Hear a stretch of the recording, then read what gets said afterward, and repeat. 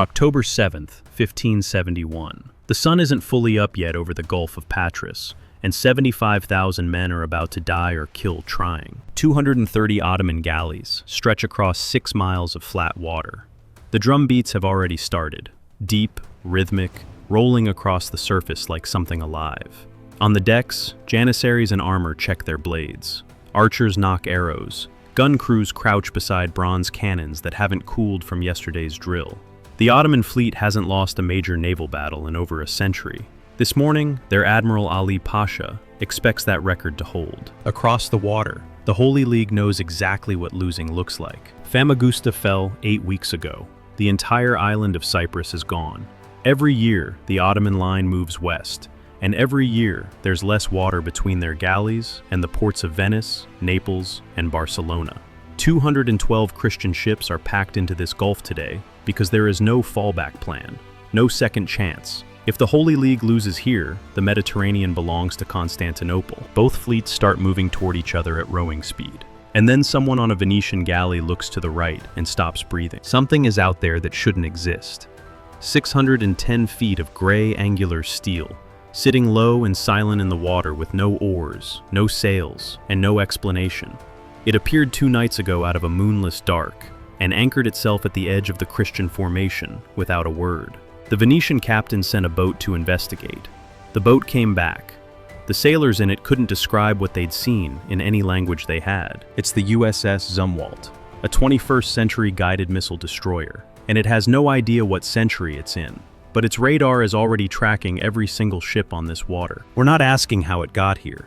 We're asking what happens when the most advanced warship ever built shows up at the most important naval battle of the 16th century, on the side that history says should win, but history didn't account for this. Does it turn a hard-fought battle into a slaughter? Or is one ship, no matter how advanced, still just one ship against 230? If you're new here, subscribe, hit the bell, and drop a like if you want more of this. And write in the comments what battle you want us to cover next. We read every single one. First, let's understand what exactly just anchored itself at the edge of the Holy League's formation. Because this isn't a bigger cannon on a faster ship. This is a completely different species of warfare. And the gap between the two fleets isn't measured in years. It's measured in centuries. The Zumwalt is 610 feet long. That's 2 of the largest Ottoman war galleys laid end to end, plus another 50 feet of warship on top. It displaces 15,000 tons fully loaded. The largest Ottoman galley here displaces maybe 500 tons. The Zumwalt outweighs it 30-1, and it doesn't need a single oarsman to move. It runs on gas turbines producing 78,000 horsepower, pushing it past 30 knots. The fastest Ottoman galley, rowing at full sprint with 200 slaves pulling oars, makes maybe 7 knots for a few minutes before the crew collapses from exhaustion. The Zumwalt doesn't get tired. It doesn't need the wind. It doesn't need anyone chained to a bench. Now look at what it's carrying. The main weapon is the advanced gun system, a 155mm naval cannon that fires rocket-assisted shells up to 83 miles. Each shell weighs 225 pounds and lands within 50 meters of its GPS-guided target. The gun cycles at 10 rounds per minute.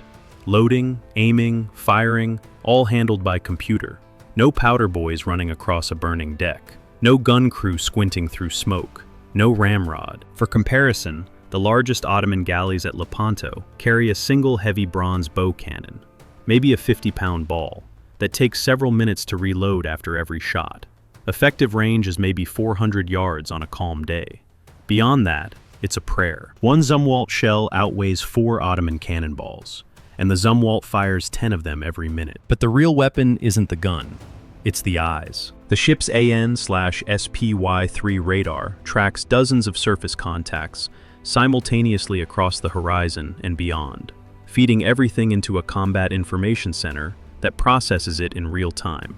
Speed, heading, size, bearing, every ship on this water is already a data point on a screen inside that gray hull. On the Ottoman flagship Sultana, Ali Pasha is directing this battle by eye, by signal flag, and by shouted orders across open water. He's standing on the deck in full view of his fleet, because that's how a 16th century admiral commands. The Zumwalt locked onto the Sultana 40 minutes ago. Ali Pasha still doesn't know the Zumwalt exists. Now look at what the Ottomans are bringing, because Ali Pasha's fleet is no joke either. 230 galleys, 34,000 janissaries on the decks, elite soldiers who've trained since childhood to board enemy ships and kill everything aboard. Hand to hand, ship locked to ship. That's how the Ottomans win battles, and they've been winning them that way for 100 years across this exact sea. The real Ottoman weapon isn't artillery.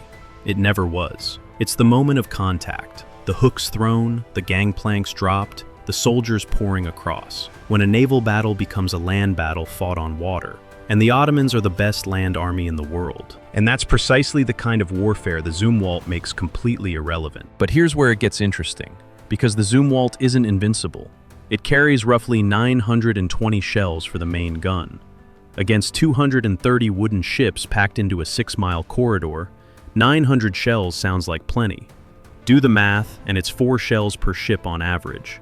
Miss enough times, spread the fire too thin, and the gun runs dry before the Ottoman fleet breaks. And if the Ottoman fleet doesn't break, 75,000 soldiers find a way to get alongside that gray steel hull. There's no missile defense system in history that stops a burning galley being rowed by men who have nothing left to lose. 7 a.m. The two fleets sight each other across 5 miles of flat water. Ottoman war drums start beating. The sound rolls across the Gulf of Patras like thunder, deep and rhythmic, the signal for oarsmen to begin their stroke. 230 hulls start moving. Oars rise and fall in waves. The surface churns white across the entire Ottoman line. It's the most powerful naval force in the Mediterranean, moving in formation toward an enemy it has beaten before. On the Holy League flagship Real, Don John of Austria raises his hand. The Christian fleet moves forward. The Zumwalt moves on its own. It accelerates past the Venetian galleys, like they're standing still, pulling 3 miles ahead of the entire Christian line. The galley captains watch it go, and don't understand what they're seeing. Nothing moves like that without oars or wind. Nothing. 7:14 a.m. Range to the Ottoman center, 31 miles. The advanced gun system rotates 4 degrees, elevates, and locks. The first shell fires. There's a crack that echoes off the Greek coastline. No visible smoke, no visible projectile. The Ottoman fleet is still rowing. Their lookouts are scanning the horizon for sails.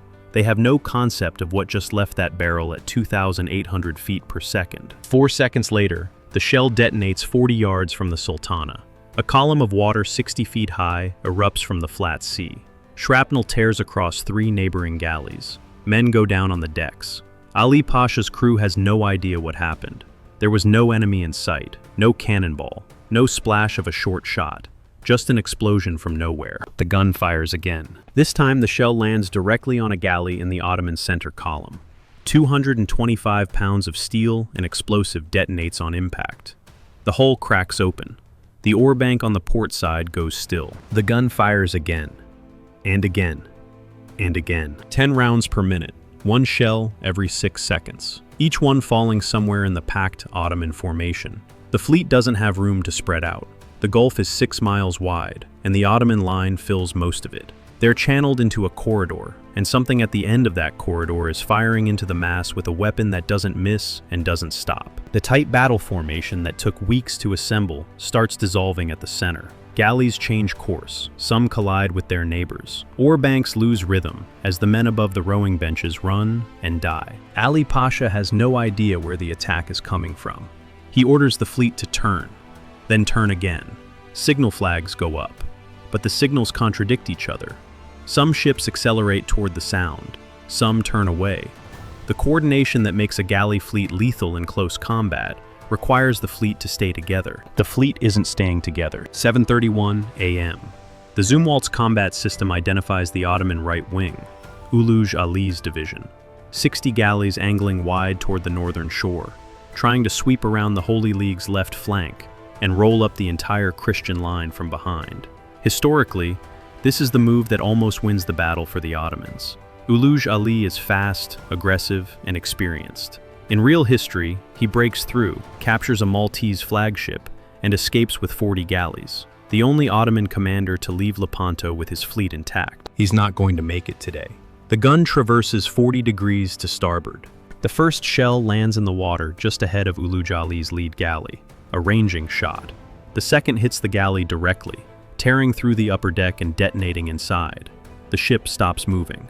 The third and fourth shells walk down the line, hitting 2 more galleys in sequence. Uluj Ali's flanking maneuver stops before it reaches the Christian line. And then Uluj Ali does something unexpected. He turns his remaining galleys directly at the Zumwalt. He can't know what it is. He can't know what it does. But he's a sailor who has spent 30 years reading battles, and somewhere in his experience is the instinct that the thing causing all this destruction is the gray shape sitting 3 miles ahead of the Christian fleet. So he charges it. 60 galleys, well, 45 now, rowing hard, straight at the Zumwalt, with every intention of getting alongside it and putting soldiers on its deck. It's the only tactic available to him. It fails completely. At 12 miles, the gun begins working through Uluj Ali's formation methodically. At 8 miles, the surviving galleys are maneuvering desperately, trying to zigzag, which ruins their rowing speed and cohesion. At 5 miles, closer than any Ottoman ship has gotten to the Zumwalt all morning, a burning galley continues forward on momentum alone, crewless, heading directly at the destroyer's hull. For about 90 seconds, it's the most dangerous moment of the entire battle. The Zumwalt accelerates to 28 knots and steps aside. The burning galley slides past, missing the hull by less than 200 feet, and drifts into the open water, behind the destroyer trailing smoke. Uluj Ali's attack is over. His division is broken. And while Uluj Ali's charge collapses on the right flank, Ali Pasha in the center has already made his own decision. 8 a.m. The Ottoman fleet is in a crisis it has no tools to solve. Ali Pasha makes the only decision that still makes military sense. Full charge. Every galley, maximum speed, straight at the enemy. The logic is sound. If something is killing you at range, close the range. Get to boarding distance. Win the way you always win. He's done it before. Every Ottoman admiral has done it before.